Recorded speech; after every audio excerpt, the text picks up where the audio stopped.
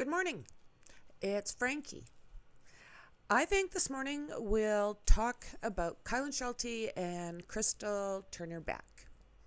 So, Kylen Carol Shulte, 24, was born in Vail, Colorado on September 5th, 1996, and moved to Billings, Montana with her family when she was young. Kylen had a younger brother, McKeon Daniel Shulte, who was shot and killed at the age of 15 in an accidental shooting. It was 2015. His friend, sadly, was the one who shot him. Crystal Michelle Turner Beck was born in Hot Springs, Arkansas, December 30th, 1982, which makes her 38. And on October 7th, 2017, she moved to Salt Lake City. So when Kylen was young, she ended up in an abusive relationship and had gotten pregnant, and sadly lost her son when she was only 16. Not a lot is known what happened to this little baby boy she named Blake. And then Kylen's brother was killed. She spiraled. That's when her dad, Jean-Paul Shulte, invited her to stay with him in Moab. Kylen soon moved to Utah to stay with her dad. She had once said to her dad that moving to Moab with a population of 5,000 saved her life. So one day on a hike with her dad, Jean-Paul Shulte, they bumped into Crystal Beck. Soon the girls became close friends. Fast. And on March 16th, 2019, they started dating. They dated for 2 years before they got married. From everything I've read and heard, they were madly in love right from the start. They had many of the same interests. They both enjoyed the outdoors and lots of time camping in the different areas around Moab. The pictures I've seen, it's beautiful. Crystal worked at the local McDonald's, and Kylen worked at the Moonflower Community Cooperative for about 4 years. She was the cashier and hat model. Interesting enough, Moonflower happens to be where Gabby Petito and Brian Laundrie had that big fight, and a couple people called 911, causing the police to stop them just outside of Moab. Many people think that Brian Laundrie killed the girls because of that stop. I personally don't think Brian's involved. So Kylen and Crystal got married last April, and they got married in a treehouse in Arkansas. I think it's perfect. So the couple had been camping around the Mesa area of the LaSalle Mountain Loop Road in Grant County. They had everything set up at their site for long-term camping. Even their pet rabbit that they had a homemade hutch for. It's said that the girls loved that little rabbit. The campsite was very secluded and very hard to see from the road around Porcupine Rim there. The girls put their tent up by a little creek. Excuse me. And it had a beautiful spot just to themselves. It was perfect.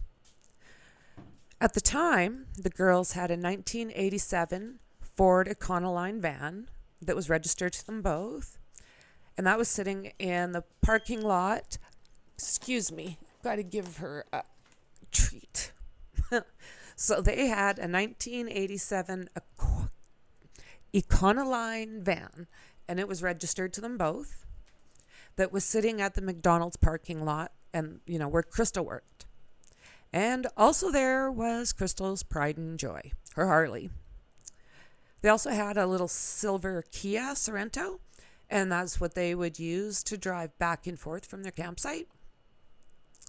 So it wasn't not long after that creepy dude showed up in a car carrying food and clothes, and the women said that he moved uncomfortably close. On August 13th, 2021, Kylen and Crystal are seen on camera having a few drinks at Woody's Tavern. That's located at 221 South Moab. Now, they were with some friends. They got there around 6 and stayed till about 9:30. They mentioned to a few people about the creeper staying next to them. Too close for comfort. They planned on moving the camp, but it's not for sure if they had a chance to do that. I also read in a few articles that they went to a friend's house after the bar and stayed till about midnight. But I see and read more things that say they went straight to their campsite. So I'm not positive on that one. What we do know is that Kylen and Crystal were not seen or heard of after the 14th of August. One of the last texts that Kylen sent said, "If something happens to us, we were murdered." Yipes. On August 14th, they were spotted driving the car in Moab, and that is the last sighting. On August 15th, both the girls were supposed to work. They were both no-shows. On August 16th, again, the girls were supposed to work. They were no-shows. Now people are starting to get worried because Kylen and Crystal were very responsible, and this was totally out of character for them both. So that's when 911 was called to report them missing. On August 17th, the police put out a press release saying that these murders have nothing to do with Gabby Petito and Brian Laundrie. August 18th, Jean-Paul Shulte and Cindy Sue Hunter speak. And Cindy Sue packed up her car telling Jean-Paul that she would find his girls. She said she really had no idea where she was going to look. She just basically followed her intuition. I believe it was after about 5 hours she spotted the little silver car, or a glint of the little silver car, so she turned in to the camping area. And as she was going in, she passed a little blue car coming out of the area. Cindy said that for the first time ever, she had actually got cell service. And at that point, she was talking to Jean-Paul. So Cindy Sue drove down to where the little silver IKEA was parked beside the tent. Now, she looked inside and she said it looked like someone had been dragged out of the tent. So Cindy Sue went behind it, and that's where she saw Kylen in 2-foot creek with her arms in awkward positions. She told Jean-Paul, "Oh, it's beautiful out here," and about the trees and how pretty it was. She was in shock. Meanwhile, Jean-Paul is telling her to get back into her car and the killer might still be there. So Cindy Sue ran back to her car and then back up onto the road, and she called 911. Emergency personnel showed up about an hour later, and Grant County Sheriff was in charge. They found both Kylen and Crystal dead from multiple gunshot wounds in their chests, sides, back. Kylen was just behind the tent, and it looked like maybe Crystal had been able to run a little way, but she was also shot. Both girls had no bottoms on, and one of them had their bra pulled up. So it took 5 days, and it was a family friend that found them. After the funeral for Kylen, she was flown back to Billings, Montana to be laid to rest by her brother, McKeon. Kylen had 3 half-brothers, but McKeon was the only full sibling. Kylen and McKeon's mom lost both of her children to gun violence. Kylen's uncle, John Daniel Shulte, said it's crazy that it happens, and it happened twice to this family. Unreal, just sad. So meanwhile, they have found a phone at the scene, and the police obtained a search warrant for Kylen and Crystal's van. Inside the van, there were different types of paperwork, a black journal, newspaper clippings in it, a Bible, handwritten notes, and a piece of paper and a key that was for the A1 storage facility. It was Crystal and Kylen's as well as Jean Paul's. The police asked Jean Paul if they could go into the locker. Jean Paul said yes. So they got a second search warrant. They found miscellaneous drug paraphernalia. I believe it was related to pot, marijuana, a small amount of drugs, I'm not sure what type, a few cell phones, and a tablet. The police also asked anyone in the area around those dates to check their phones, their GoPros, their dash cams, anything looking for information relating to Kylen and Crystal's murders. Now, there was a wedding at Whispering Oaks Ranch on the 13th of August. No one was talked to, no one was questioned. It was only 1/8 of a mile away with no surveillance cameras. So if anybody knew anything, that's gone.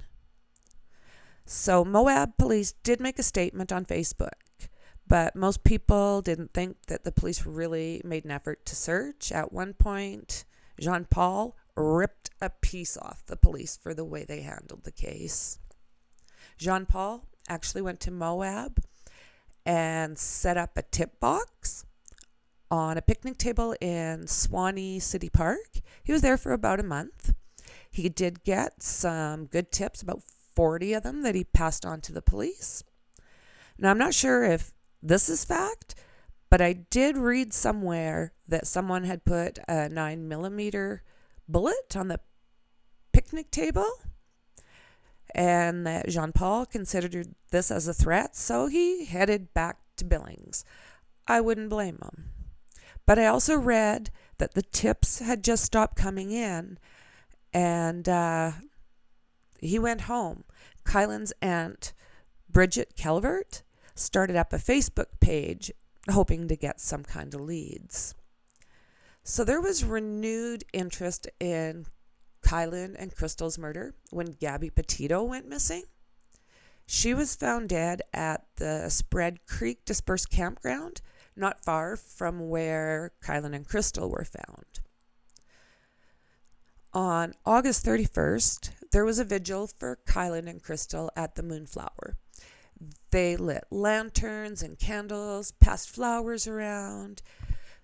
By now, to date, there's a $20,000 reward. $10,000 is from a local business, and the other $10,000 is from a private citizen. So now there's a private investigator working on the case, Jason Jensen. Whoop! He doubts that this is a hate crime and believes it's one killer, but he's kind of unsure whether it's a sex attack. There is a search warrant for a tower dump at Jimmy Keene Flats for the dates of 9 p.m. on August 13th and 9 a.m. on August 15th.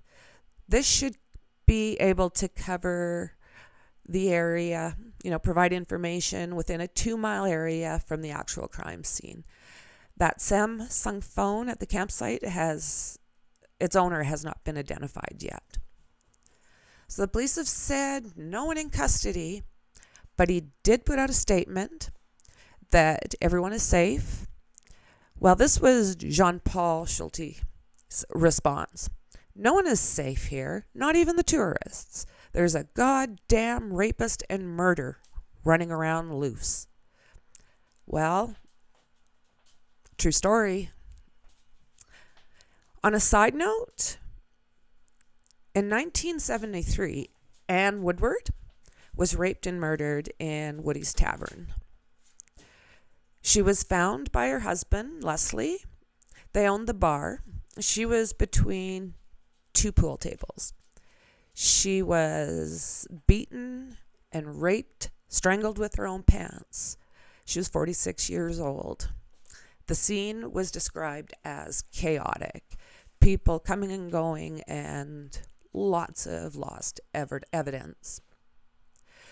At this point, there are 17 people of interest in Kylen and Crystal's death. Brian Laundrie's been ruled out. So is John Freeman Colt, who I did a video on not long ago. There is one other person.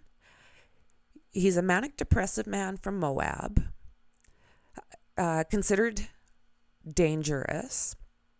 He disappeared right around the time that Kylen and Crystal were murdered, and I'm unsure if he's been ruled out. All we can do now is pass the message around and hope that someone comes up with some good tips. Something good can come out of this. Rest in peace, girls, and I truly hope that they are able to find the person or people that did this to you. Rest in peace. Peace out.